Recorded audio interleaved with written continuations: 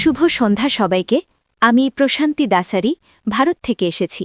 আমি আসলে জন্মগতভাবে একজন খ্রিস্টান এবং আমি স্থানান্তরিত হয়েছি দুবাইতে 2011 সালের অগস্টে। এখানে আমি ইসলাম সম্পর্কে জানতে পেরেছি এবং আমার ভাইও এখানে দুবাইতে থাকে এবং সে আমাদের সবসময় বলতে থাকে আল্লাহ সম্পর্কে। আমি সত্যিই অনেক প্রভাবিত। সে আমার সাথে যে জ্ঞান শেয়ার করেছে তাতে আমি সত্যিই অনেক প্রভাবিত। তাই আমি পুরোপুরি নিশ্চিত হয়েছি যে ইসলাম একটি সোজাসাপটা ধর্ম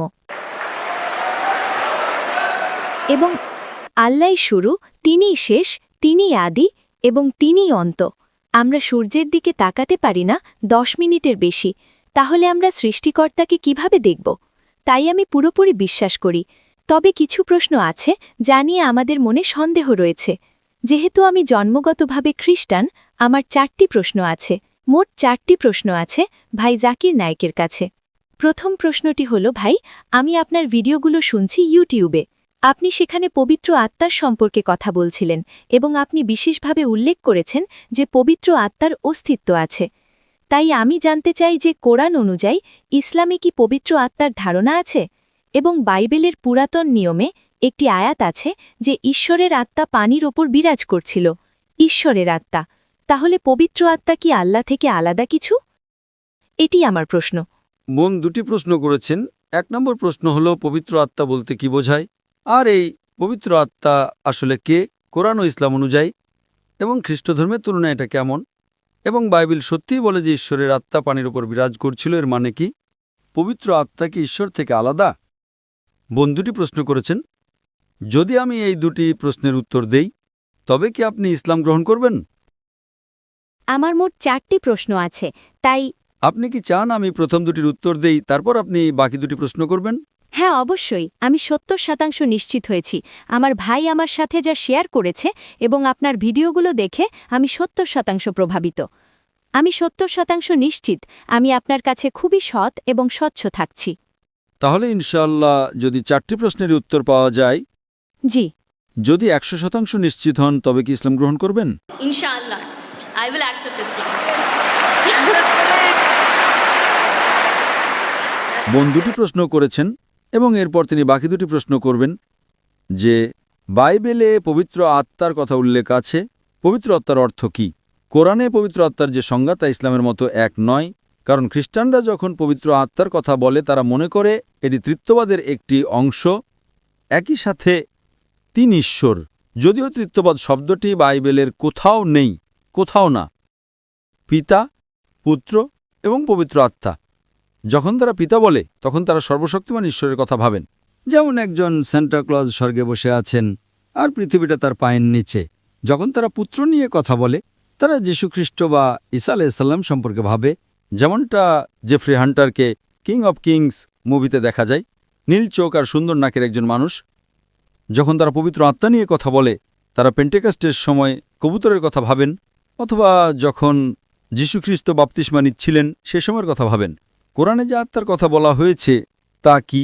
আমি বিশ্বাস করি কোরআন এখানে প্রধান ফেরেশতা জিবরাইল আলাইহিসসালাম সম্পর্কে বলছেন। তিনি ফেরেশতাদের মধ্যে একজন, আল্লাহ সুবহানাহু ওয়া তাআলার পাঠানো। তার অন্যতম প্রধান কাজ ছিল বাণী পৌঁছে দেওয়া মুহাম্মদ সাল্লাল্লাহু আলাইহি সাল্লামের কাছে। তার আরও অনেক দায়িত্ব ছিল, তাই আমরা এই ফেরেশতায় বিশ্বাস করি। তাই আপনি যদি বলেন যে সেখানে একটি আত্মা আছে, আমাদের কোনো সমস্যা নেই, কিন্তু তিনি ত্রিত্ববাদী ঈশ্বরের অংশ নন এবং তার উভয় ভিন্ন। প্রধান ফেরেশতা জিবরাইল আলাইহিস সালাম সম্পূর্ণ আলাদা আল্লাহ সুবহানাহু ওয়া তাআলা থেকে। এমনকি উল্লেখিত বাইবেলেও এই আত্মা আলাদা আল্লাহ সুবহানাহু ওয়া তাআলা থেকে। তারা একীভূত নন।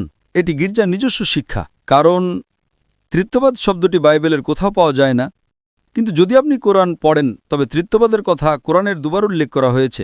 সূরা নিসা অধ্যায় 4 আয়াত 171, ওয়ালা তাকুলু সালাসা, যেখানে বলা হয়েছে ত্রিত্ববাদ বলো না, ইনতাউ খায়রুল লাকুম, এটা থেকে বিরত থাকো, এটাই তোমাদের জন্য উত্তম। কোরআন বলছে ত্রিত্ববাদ বলো না, এবং একই বাণী পুনরাবৃত্তি করা হয়েছে সূরা মায়েদা অধ্যায় 5 আয়াত নম্বর 73। লাকাদ কাফারাল্লাযিনা ক্বালু, সেখানে বলা হয়েছে নিশ্চয়ই তারা কুফরি করছে যারা বলে যে ঈশ্বর তিনের মধ্যে এক। সুতরাং ত্রিত্ববাদ শব্দটি কোরআনে দুবার এসেছে এবং উভয় স্থানেই বলা হয়েছে যে এই ধারণাটি ব্যবহার করা ভুল। কোরআনে উল্লেখ করা হয়েছে ত্রিত্ববাদ না বলতে, কিন্তু এই ত্রিত্ববাদ শব্দটি বাইবেলের কোথাও নেই।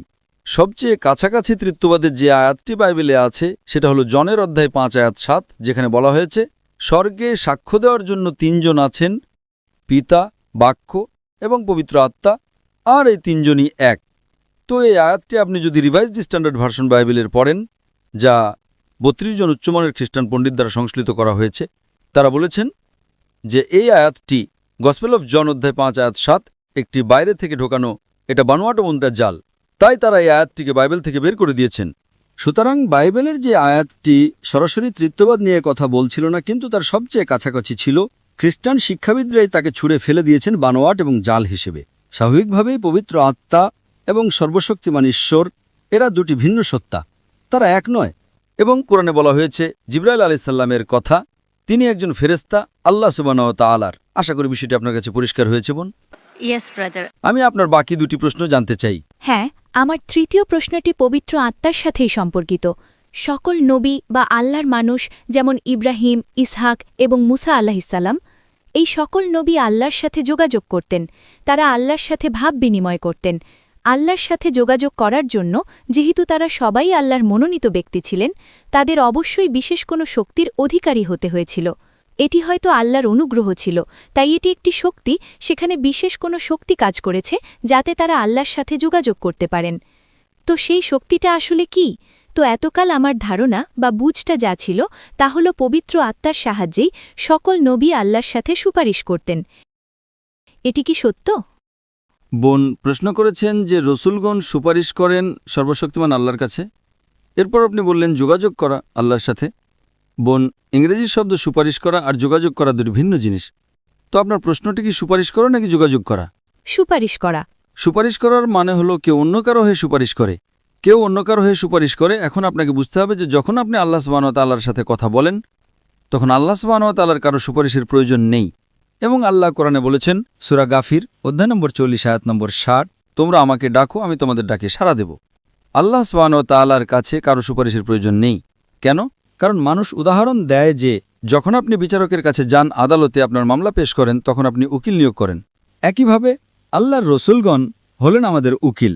তার ক্ষেত্রে এটা যৌক্তিক হতে পারে, একজন বিচারক যিনি মানুষ, কারণ বিচারক জানে না যে কে প্রকৃত অপরাধী, কে চোর, কে নির্দোষ। তাই উকিল বিচারককে এটা বুঝতে সাহায্য করেন যে কে অপরাধী, কে চোর আর কে নির্দোষ। কিন্তু আল্লাহ সুবহানাহু ওয়া তাআলা হলেন আলিমুল গায়েব। তা প্রমাণ করার জন্য তার কারো প্রয়োজন নেই যে কে ভালো আর কে মন্দ। তাই সুপারিশ করাটা ভুল। হ্যাঁ, কেউ দোয়া করতে পারে, একজন রসুল অন্য মানুষের জন্য দোয়া করতে পারেন। এবং আল্লাহ কোরআনে বলেছেন আল্লাহ সুবহানাহু ওয়া তাআলার কোনো সুপারিশের প্রয়োজন নেই, কেবল কিয়ামতের দিনে তাদের ছাড়া যাদের তিনি অনুমতি দেবেন। তাহলে শেষ বিচারের দিনে আল্লাহ সুবহানাহু ওয়া তাআলা বলছেন যে তিনি সুপারিশ করার অনুমতি দেবেন নির্দিষ্ট কিছু মানুষের জন্য। এবং এ বিষয়ে হাদিসে আছে যে এই বিশেষ অনুগ্রহটি নবী মুহাম্মদ সাল্লাল্লাহু আলাইহি সাল্লামকে দেওয়া হবে। সুতরাং আমরা যা জানতে পারি তা হলো অন্যান্য সকল ধর্মগ্রন্থের ইতিহাস এবং কোরআন এবং হাদিস থেকে যে আল্লাহর রসুলগণ সরাসরি যোগাযোগ করতেন আল্লাহ সুবহানাহু ওয়া তাআলার সাথে। তারা অন্যদের দোয়া করতেন।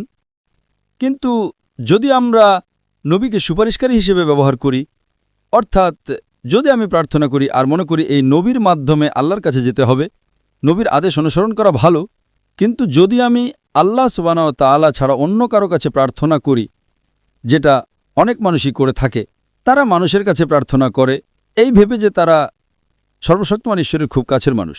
তাই যদি আমরা তার মাধ্যমে প্রার্থনা করি তবে ঈশ্বর কবুল করবেন আমাদের প্রার্থনা দ্রুত এবং ভালোভাবে। এটা ভুল ধারণা। আমাদের সরাসরি আল্লাহ সুবহানাহু ওয়া তাআলার কাছে প্রার্থনা করতে হবে। আল্লাহর এই নবীরা হলেন আল্লাহ রসুল। হ্যাঁ, তাদের বিশেষ ক্ষমতা আছে, তারা কথা বলতে পারেন আল্লাহ সুবহানাহু ওয়া তাআলার সাথে। এবং আল্লাহ সুবহানাহু ওয়া তাআলা মানুষের মধ্যে থেকে নির্দিষ্ট কিছু মানুষকে বেছে নেন তার বাণী অন্যদের কাছে পৌঁছে দেওয়ার জন্য। এই মনোনীত ব্যক্তিদের সর্বশক্তিমান ঈশ্বরের যাদের আমরা নবী বলি বা আল্লাহ রসুল বলি। সুতরাং আল্লাহ সুবহানাহু ওয়া তাআলা বাছাই করে নির্দিষ্ট কিছু মানুষকে পৃথিবীতে তার বাণী অন্যদের কাছে পৌঁছে দেওয়ার জন্য, তাদেরকে আল্লাহ রসুল বলা হয়। সুতরাং একটি যোগাযোগ থাকে রসুল এবং আল্লাহ সুবহানাহু ওয়া তাআলার মধ্যে। কিন্তু তার মানে এই নয় যে মানুষ এই রসুলদের সুপারিশকারী হিসেবে ব্যবহার করবে, যে যদি তারা এই রসুলদের কাছে প্রার্থনা করে তবে সর্বশক্তিমান ঈশ্বর আমাদের কথা শুনবেন। এটা গির্জার শিক্ষা, যা আপনি যীশুখ্রিস্ট বিশ্বাস করবেন আর আপনার সব পাপ ক্ষমা হয়ে যাবে। এই ধারণা ইসলামে নেই, এমনকি প্রকৃত খ্রিস্টান ধর্মেও নেই। এটা গির্জার নিজস্ব শিক্ষা বোন। আশা করি বিষয়টা আপনার কাছে পরিষ্কার হয়েছে। হ্যাঁ, আমার শেষ প্রশ্নটি হল বাইবেলের নতুন নিয়মে একটি বই বুক অফ অ্যাক্টস সেখানে পল ভাষার অলৌকিক ক্ষমতার সম্পর্কে উল্লেখ করেছেন নতুন নিয়মে এই অলৌকিক ভাষার সম্পর্কে আপনার বক্তব্য কি মানে ইসলাম অনুযায়ী কি এটি পুরোপুরি বর্জন করা হয়েছে এটি কি এখন নেই নাকি সেই সময় জিব্বার উপহার অলৌকিক ভাষার অস্তিত্ব ছিল বোন প্রশ্ন করেছেন যে পল জিব্বা সম্পর্কে বলেছেন যদি আমাকে রেফারেন্স দিতে পারেন আমি ভালোভাবে উত্তর দিতে পারব তবে সাধারণভাবে বাইবেলে জিব্বা সম্পর্কে অনেক বক্তব্য রয়েছে এবং আরও বলা হয়েছে আপনি যদি গসপেল পড়েন আপনি যদি গসপেল মার্ক পড়েন সেখানে বলা হয়েছে যে কেউই একজন বিশ্বাসী সে বিদেশি ভাষা বুঝতে সক্ষম হবে এবং বিদেশি ভাষায় কথা বলতে সক্ষম হবে তার মানে আপনি যদি ঈশ্বরে বিশ্বাসী হন তবে আপনি বিদেশি ভাষা বুঝতে এবং কথা বলতে পারবেন যখন আমার বিতর্ক হচ্ছিল ডক্টর উইলিয়াম ক্যাম্পবেলের সাথে তখন আমি ঠিক এটাই করেছিলাম আমি তাকে একটি 100 টাকার নোট দিয়েছিলাম এবং ভারতের 100 টাকার নোটে আপনারা হয়তো জানেন যে যেহেতু আমাদের সেখানে 22টি সরকারি ভাষা রয়েছে আমি ইংরেজিতে পড়লাম 100 রুপিজ হিন্দিতে বলা আছে 100 রুপিয়া আমি তাকে বললাম বাকি 20টি ভাষা পড়ে দেখান যদি আপনি বিশ্বাসী হন এবং তিনি তা পারেননি অনেক রেফারেন্স আছে কোরআনে ভাষা নিয়ে আপনি যদি কোরআন পড়েন তবে কোরআন সূরা রুম অধ্যায় 30 আয়াত নম্বর 22 বলছে আল্লাহ সুবহানাহু ওয়া তাআলা মানুষকে সৃষ্টি করেছেন বিভিন্ন বর্ণ এবং ভাষায় যাতে তোমরা একে অপরকে চিনতে পারো যাতে জ্ঞানবান মানুষেরা বিষয়টি বুঝতে পারে তাছাড়াও কোরআন বলছে যে শেষ বিচারের দিনে আপনার জিহ্বা আপনার অঙ্গপ্রত্যঙ্গ আপনার হাত এগুলো আপনার হয়ে সাক্ষ্য দেবে আপনি কি ঠিক করেছেন আর কি ভুল করেছেন তা নিয়ে নবী সাল্লাল্লাহু আলাইহি সাল্লামের বিভিন্ন হাদিসে কথা বলা সম্পর্কে আলোচনা করা হয়েছে সুতরাং কোরআনে জিহ্বা সম্পর্কে অনেক রেফারেন্স আছে বাইবেলেও অনেক রেফারেন্স রয়েছে জিহ্বা সম্পর্কে এবং কিভাবে একজন বিশ্বাসীকে পরীক্ষা করতে হয় আশা করি বিষয়টি আপনার কাছে পরিষ্কার হয়েছে বোন ধন্যবাদ এবং আমার শেষ প্রশ্নটি হল আমার একজন মুসলিম বন্ধু আছে এবং সে আমাকে পরামর্শ দিয়েছে বাইবেলের পুরাতন নিয়ম পড়ার সে বিশেষভাবে পুরাতন নিয়মটা আগে অনুসরণ করতে বলেছে এবং তারপর বলেছে কুরআন পড়তে কিন্তু আপনি যেমন বিশেষভাবে উল্লেখ করেছেন যে কুরআন হল আল্লাহর দেওয়া সর্বশেষ ও চূড়ান্ত প্রত্যাদেশ তাই একজন মুসলিম হিসেবে আপনি আমাকে কি পরামর্শ দেবেন কারণ আমার বন্ধু মুসলিম হওয়ার সত্ত্বেও সে বলেছে আগে বাইবেলের পুরাতন নিয়ম অনুসরণ করতে এবং পরে কুরআন পড়তে বোন প্রশ্ন করেছেন যে তার এক বন্ধু তাকে বলেছেন আগে পুরাতন নিয়ম পড়তে এবং তারপর কোরআন বোন এটি কোনো বাধ্যতামূলক বিষয় না যদি পুরাতন নিয়ম এবং নতুন নিয়মের মতো কিছু থাকে তবে সর্বশেষ নিয়ম হিসেবে কোরআনও আছে সুতরাং খ্রিস্টানরা যখন পুরাতন ও নতুন নিয়মের কথা বলে জেনে রাখুন এটি হল আল্লাহ সুবহানাহু ওয়া তাআলার সর্বশেষ ও চূড়ান্ত নিয়ম এখন আমি আপনাকে একটা প্রশ্ন করছি অবশ্যই উদাহরণস্বরূপ আপনি মেডিকেল কলেজে গিয়েছেন আমি নিজে তো মেডিকেল কলেজে ছিলাম প্রফেসর কিথ মুর কিছু বই লিখেছেন এবং তার বইয়ের প্রথম সংস্করণ দ্বিতীয় সংস্করণ তৃতীয় সংস্করণ ছিল তো আপনি কি প্রথম সংস্করণটি পড়বেন নাকি সর্বশেষ সংস্করণটি পড়বেন আমি সর্বশেষ সংস্করণটি পড়ব লেটেস্ট ঠিক হ্যাঁ যদি আপনি সত্যি প্রথম সংস্করণটিকে অনেক ভালোবাসেন তবে আমি বলবো এতে কোনো সমস্যা নেই আগে প্রথম সংস্করণটি পড়ুন এবং তারপর শেষ সংস্করণটি পড়ুন তো আপনি যদি আসক্ত হয়ে থাকেন পুরাতন নিয়মের এবং সেটা যদি আপনার হৃদয়ের খুব কাছাকাছি হয় তবে কুরআন বলছে সূরা আল ইমরান অধ্যায় 3 আয়াত 64 তাআলাউ ইলা কালিমাতিন সাওয়াইন বাইনাকুম সেগুলোতে একমত হও আমাদের এবং তোমাদের মধ্যে যে বিষয়গুলো মিল আছে তখন আমি বলবো যে আপনি যদি পুরাতন নিয়মের প্রতি এতটা আসক্ত থাকেন তবে কোনো সমস্যা নেই পুরাতন নিয়মটি পড়ুন এবং তারপর কোরআন পড়ুন কমপক্ষে যে বিষয়গুলো মিল আছে সেগুলোতে একমত হন আর যখন আমরা পুরাতন নিয়ম নতুন নিয়ম এবং কোরআন পড়ি তখন আমরা জানতে পারি যে এই গ্রন্থগুলোর মধ্যে সাধারণ মিলগুলো হল নিশ্চয়ই ঈশ্বর মাত্র একজন এবং তিনি একমাত্র উপাসনার যোগ্য তার কোনো প্রতিমূর্তি নেই তিনি কাউকে জন্ম দেননি সেখানে আরও বলা হয়েছে যে যিশু আলাইহিস সালাম কোনো ঈশ্বর নন এবং এই উভয় ধর্মগ্রন্থই বলে যে সর্বশেষ ও চূড়ান্ত রাসূল হলেন নবী মুহাম্মদ সাল্লাল্লাহু আলাইহি ওয়াসাল্লাম বোন এখন কি আপনি ইসলাম গ্রহণ করতে প্রস্তুত Of course, yes.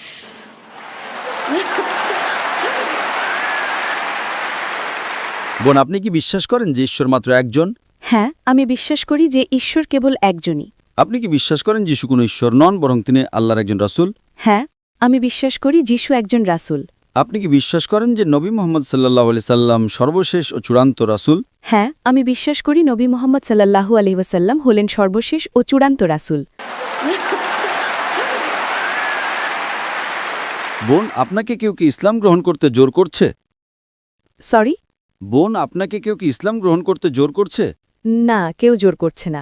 আপনি নিজের ইচ্ছে গ্রহণ করছেন বোন। জি। কারণ ইসলামে কাউকে ইসলাম গ্রহণ করতে বাধ্য করা হারাম। এটা হারাম ধর্মের দিক থেকে, এবং অধিকাংশ দেশে এটা নিষিদ্ধ। এমনকি দুবাইকেও কাউকে ধর্ম গ্রহণ করতে বাধ্য করা নিষিদ্ধ। তো আপনি নিজের ইচ্ছে গ্রহণ করছেন বোন। হ্যাঁ, আর এই কারণেই আমি আপনাকে অনেকগুলো প্রশ্ন করেছি। MashaAllah. Out of free will. Hope. আশা করি আপনাকে কেউ ঘুষ দিচ্ছেন না। No. Because in India, কারণ ভারতে যখন অনেক মানুষ ইসলাম গ্রহণ করে, তখন সিআইডি বা পুলিশ গিয়ে তাদের জিজ্ঞাসা করে, ডক্টর জাকির নায়েক আপনাকে কত ডলার দিয়েছেন? আমি তাদের বলি যে আমি তাদের আখিরাতের মুদ্রা দিয়েছি। আখিরাতের মুদ্রা যা গ্রহণযোগ্য। তো ইনশাআল্লাহ বোন, আমি আরবিতে বলবো, আপনি সেটা পুনরাবৃত্তি করবেন। ঠিক আছে। Ashhadu Ashhadu Allah Allah ilaha ilaha illallah illallah wa ashhadu wa ashhadu anna anna Muhammadan Muhammadan abduhu abduhu wa rasuluhu. wa rasuluhu. আমি সাক্ষ্য দিচ্ছি আমি সাক্ষ্য দিচ্ছি যে যে কোনো উপাস্য নেই কোনো উপাস্য নেই আল্লাহ ছাড়া, আল্লাহ ছাড়া, এবং আমি সাক্ষ্য দিচ্ছি এবং আমি সাক্ষ্য দিচ্ছি যে নবী মোহাম্মদ যে নবী মোহাম্মদ হলেন রাসূল হলেন রাসূল ও আল্লাহর বান্দা। ও আল্লাহর বান্দা। মাশাআল্লাহ বোন, আপনি এখন মুসলিম, এবং আল্লাহ সুবহানাহু ওয়া তাআলা আপনার প্রচেষ্টাকে কবুল করুন।